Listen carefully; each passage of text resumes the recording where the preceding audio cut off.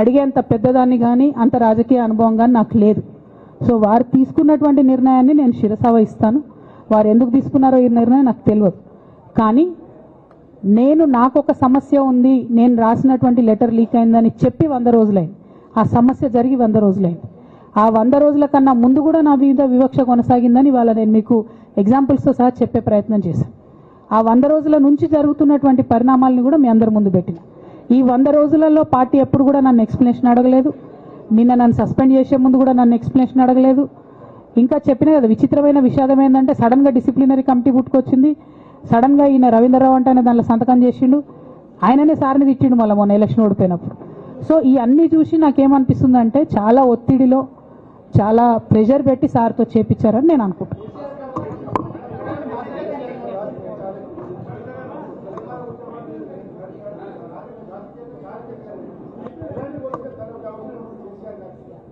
Right.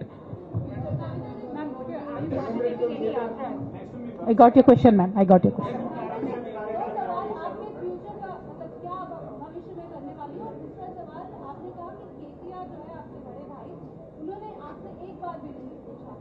लेकिन क्या आपने भी उनसे संपर्क साधने की कोशिश की इस दौरान में, क्योंकि बहुत सारे बदलाव हुए. पहली बार हमने देखा कि राखी के त्योहार में भाई बहन साथ में.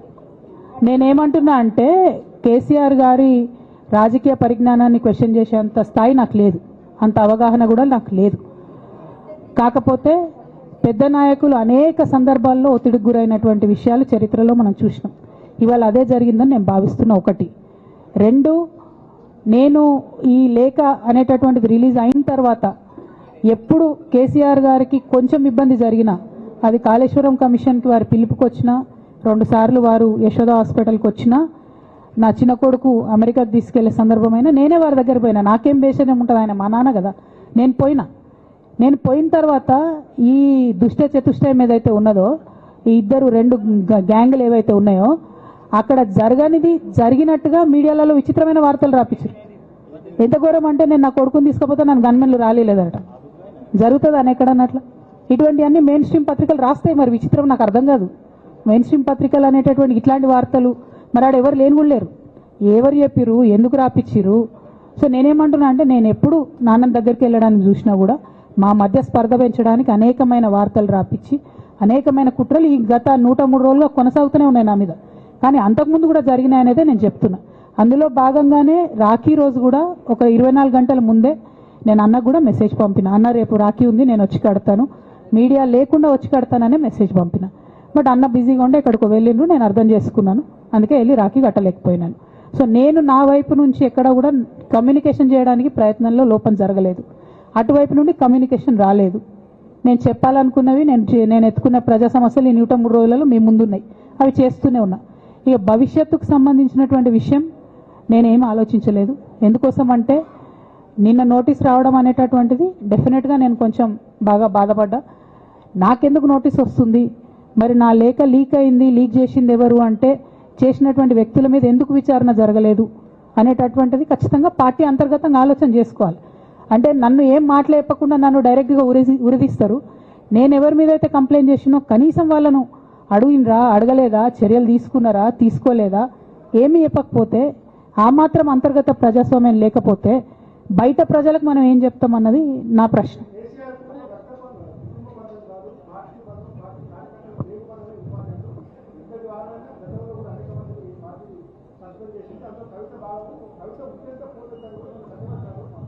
నేనేమంటున్నా బ్రదర్, వాళ్ళందరికీ ఏది చెప్తే స్క్రిప్ట్ రాసిస్తే అది మాట్లాడతారు, దాంట్లో ఏముంటుంది. ఇప్పుడు పెద్ద సంఘటన జరగడం ఏంటిది, నన్ను పార్టీ నుండి విడగొట్టాలనేటటువంటి ఒక నిర్ణయం అది జరిగింది. జరిగిన తర్వాత ఇవన్నీ జరుగుతూనే ఉంటాయి, చిన్న చిన్న విషయాలు. అవంతా వ్యక్తులను సీరియస్గా తీసుకోవాల్సిన అవసరం లేదు. అల్టిమేట్గా నేనేమంటున్నా అంటే, నన్ను అడగకుండానే ఉరిదీశారు, కనీసం ఏమైంది అని కూడా అడగలేదు.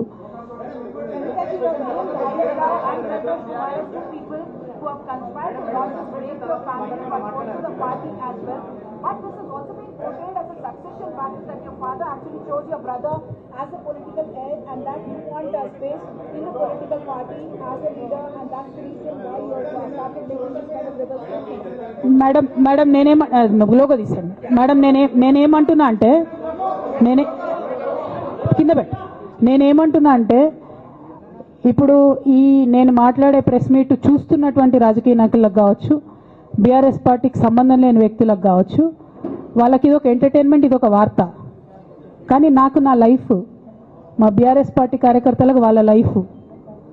సో నేను చాలా తీవ్రమైనటువంటి బాధలో గంభీరంగా ఉండి మాట్లాడేటటువంటి ప్రయత్నం చేస్తున్నా. నేనేమంటున్నా అంటే కుటుంబంలో జరిగినటువంటి అనేక అంశాలను నేను చెప్పను కూడా. ఎందుకంటే అది ప్రజలకు అనవసరం. అది నేను ఆ బాధను పంచుకుంటే మీరు తట్టుకోలేరు కూడా. నేను చాలా గట్టిదాన్ని, మొండిదాన్ని, దయ్యాన్ని కాబట్టి తట్టుకొని నిలబడ్డా.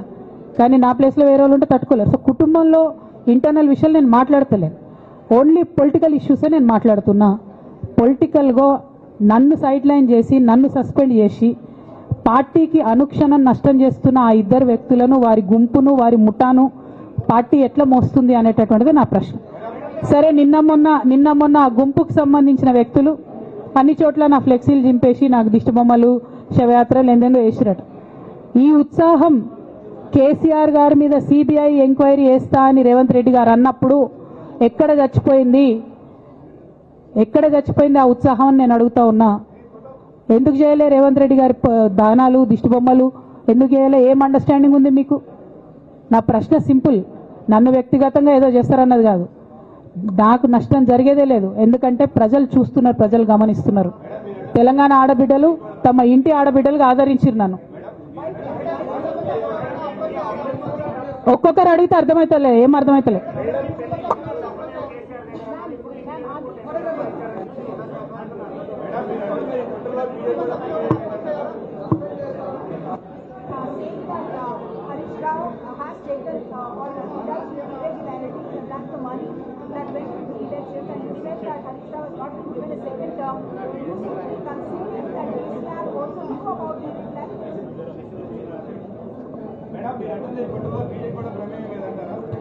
నేనేమంటున్నా బ్రదర్, కుట్రలో ఎవరి ప్రమేయం ఉందన్నది నాకు తెలియదు. నన్ను సస్పెండ్ చేసిండ్రు. బీఆర్ఎస్ పార్టీకి, తెలంగాణ ఉద్యమానికి, తెలంగాణ ప్రజలకు 20 సంవత్సరాలు నా జీవితంలో కష్టపడ్డా కాబట్టి ఒక అపీల్ చేస్తున్నా నేను ప్రెసిడెంట్ కేసీఆర్ గారికి, వర్కింగ్ ప్రెసిడెంట్ కేటీఆర్ గారికి. మన కుటుంబాన్ని విచ్ఛిన్నం చేసి పార్టీని హస్తగతం చేసుకోవాలనే కుట్ర జరుగుతుంది. దాన్ని తిప్పికొట్టండి.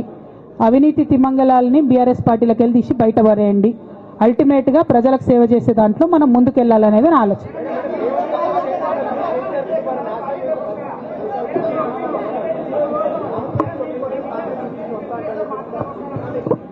ఇక్కడ ఇంకో మాట చెప్పాలి బ్రదర్. నేను నిన్నటి నుంచి పేపర్లలో నేను ఈ పార్టీలో ఏరుతున్నా, ఆ పార్టీలో ఏరుతున్నా అని వచ్చింది.